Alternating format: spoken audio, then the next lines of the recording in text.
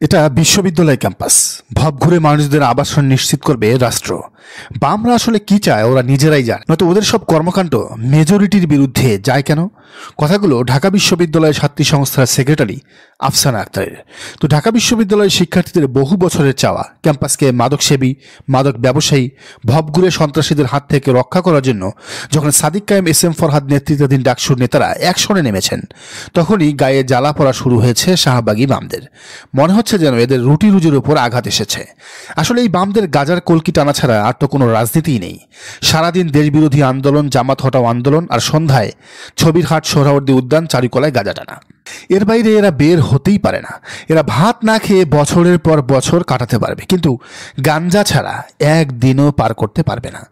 তাই শুধু ছোট বাম নয়, একেবারে শীর্ষ বাম সামিনা লুৎফাও রীতিমতো ডাকসুর বিপক্ষে আর গাঞ্জা ব্যবসায়ীদের পক্ষে দাঁড়িয়েছেন। যদিও ডাকসু নেতা মোসাদ্দেকের পাল্টা প্রশ্নের কোনো জবাব নেই তার কাছে। তো ডাকসু নেতা জোবাইয়ের সর্বমিত্রদের চালানো টানা 7 দিনের অভিযানে যখন গোটা ঢাকা বিশ্ববিদ্যালয়ে ঝকঝকে তকতকে, তখনই এই বামদের উল্লম্ফন শুরু হলো। শুধু বামরা নয়, এতে যোগ দিয়েছে শিবির বিরোধী মহাজোটের চেলারাও।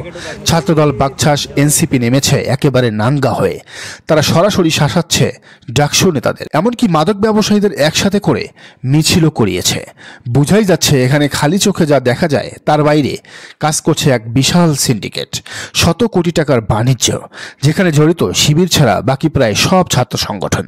তাই এরা শিক্ষার্থীদের বিপক্ষে গিয়ে ক্যাম্পাসের পরিবেশের তোয়াক্কা না করে সরাসরি মাদক ব্যবসায়ীদের পক্ষ নিয়েছে। ঢাকা বিশ্ববিদ্যালয়কে দৌলত দিয়ে বানানোর মাস্টার প্ল্যান হাতে নিয়েছে। এদের যুক্তি হলো, এসব মাদক ব্যবসায়ী টোকাইদের উচ্ছেদ করলে তারা খাবে কি, থাকবে কোথায়, সে ব্যবস্থা না করেই গণহারে সকলকেই তাড়ানো অমানবিক। কিন্তু এরা এটা দেখে না, এদের কারণেই দুদিন পর পর ক্যাম্পাসে সাম্যদের জীবন দিতে হচ্ছে। ক্যাম্পাসে পড়ালেখা করতে গিয়ে মেধাবী ছেলেমেয়েরা মাদকাসক্ত হয়ে পড়ছে। যদিও তারপরও ডাকসু নেতারা বলেছেন সরকারের সমাজসেবা অধিদপ্তরের সাথে কথা বলে তারা এদের পুনর্বাসন করবেন, ব্যবসার সুযোগ তৈরি করে দেবেন।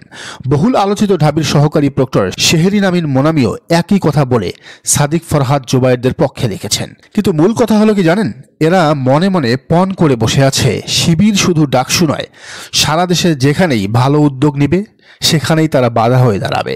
এই এক ইস্যুতে ছাত্রদল, বাম, বাকছাস, নাগরিক পার্টি সব এক কাতারে, লক্ষ্য একটাই, শিবির ঠেকানো। কিন্তু শিবির কি আর বাধা পেয়ে থেমে থাকার পাত্র?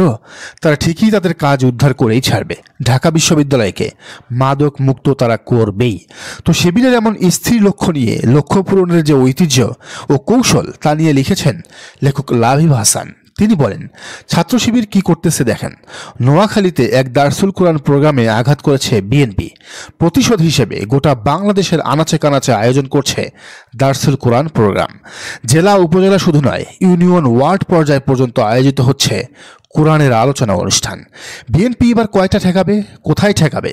হাজার হাজার ছাত্র শুনতে আসছে পবিত্র আল কোরআন। ডাকসু নির্বাচনের আগে ছাত্রদল আবিষ্কার করলো গুপ্ত শব্দটা। সমানে ছাত্র শিবিরকে গুপ্ত বলে গালি দিতে লাগলো 2 যুগ একসাথে রাজনীতি করে আসা ছাত্র সংগঠনটি। ছাত্র শিবির কিছুই বলল না, তাদের পাল্টা কোনো গালিও দিল না। 4টা বড় ছাত্র সংসদে ছাত্রদলকে ঘোল খাওয়ায়ে ছেড়ে দিল কেবল। এমন প্রতিশোধের জন্য সম্ভবত ওরা প্রস্তুত ছিল না। ইটটি মারলে পাটকেলটি খেতে হয়। ছাত্রদল ইট মারার পর এমন এক একটি পাটকেল খাচ্ছে যে দিশেহারা হয়ে যাচ্ছে তারা, চোখে সর্ষে ফুল দেখছে। 2 যুগ একসাথে থাকার পরও ছাত্র শিবির কি জিনিস তার কিয়দাংশও তারা বুঝতে পারেনি, এখন বুঝতে শুরু করেছে। কাদের সঙ্গে পাল্লা দিতে নেমেছে সময় যত গড়াবে ততই স্পষ্ট হয়ে উঠতে থাকবে। ছাত্র শিবির ছাত্রলীগ না, ছাত্র শিবির বাকছাস না, ছাত্র শিবির হলো ছাত্র শিবির। শোয়েব আক্তারের বলের গতি এবং ধার কেমন তা সেই ব্যাটসম্যান বুঝতে পারবে না যে তার বল কখনো খেলেনি। যে সতীর্থ হয়ে এতদিন খেলে এসেছে শোয়েব আক্তারের সাথে, সে বেঁচে গেছে, কারণ সে দূরে দাঁড়িয়ে ফিল্ডিং করেছে মাত্র, কখনো ব্যাটসম্যান হয়ে বল মোকাবেলা করতে হয়নি। কিন্তু এবার সতীর্থরাই 2 দলে বিভক্ত হয়ে খেলছে। ছাত্রদল এবার হারে হারে বুঝবে ছাত্র শিবির কারে কয়। না, তারা পেশি শক্তি দিয়ে লড়বে না, ঘিলুটা একটু কাজে লাগাবে মাত্র। দর্শক, আপনার কি মনে হয় জানান কমেন্টের ঘরে। আর এই চ্যানেলে নতুন হলে অবশ্যই সাবস্ক্রাইব করে বেল আইকনটি বাজিয়ে রাখুন।